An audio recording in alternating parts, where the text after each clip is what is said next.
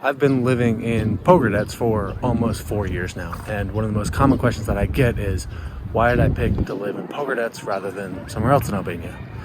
And a big part of that answer has to do with this lake. Lake Ohrid is situated in southwestern Albania, right on the border between Albania and North Macedonia. About 2/3 of the lakeshore is in Macedonia, while the last third is in Albania.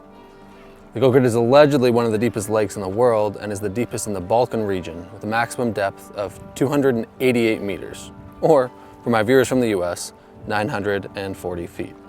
So just to the east of Lake Ohrid, on the other side of Leithart, is Lake Prespa. Lake Prespa has shorelines in North Macedonia, in Albania, and part of the shoreline is even in Greece.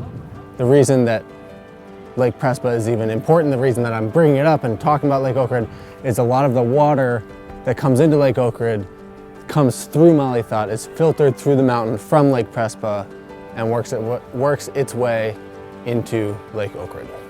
Ohrid is fed primarily from springs on the eastern shores, the two main ones being in Drilon National Park in Albania and the Monastery of St. Naum in North Macedonia. There are three main cities on the shores of Lake Ohrid, in addition to countless other villages and communities.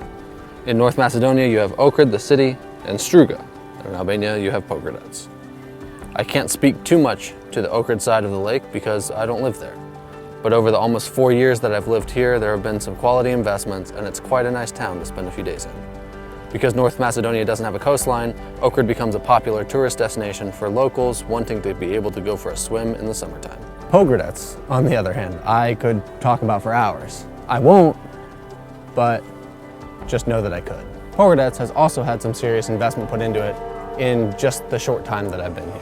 The city has gotten a nice facelift over the past couple of years, and it's slowly becoming more and more of a tourist destination for both domestic and international tourism, which is a really good thing because it seems like this city survives on tourism. During the hot summer months, many people from around Albania will come to Pogradec for the cooler weathers and the lake.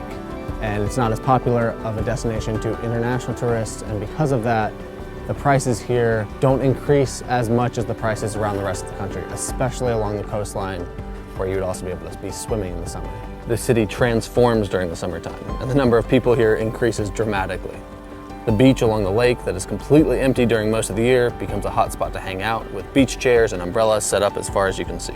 Restaurants will be much busier, and even some open only for the summer season, specifically because they wouldn't make much profit during the other 10 months of the year. That being said though, the lake provides a livelihood for people even during the colder months. I mean, for the people that are slightly less insane than I am and would rather not swim in freezing cold water, the lake is also a source of food and a source of income. Countless fishermen spend hours on the lake to bring back food for their families or fish to sell in town.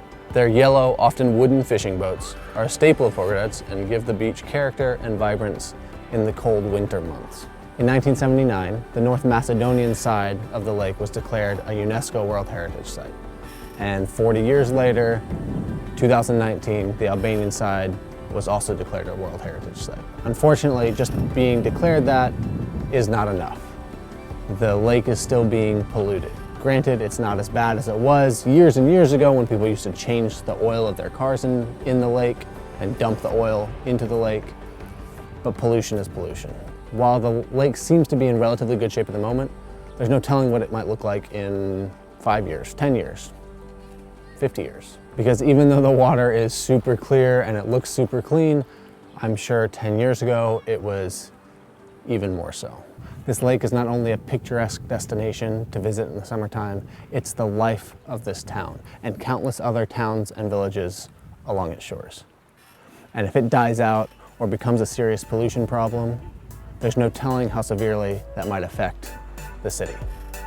Thanks for watching, and I'll see you next week.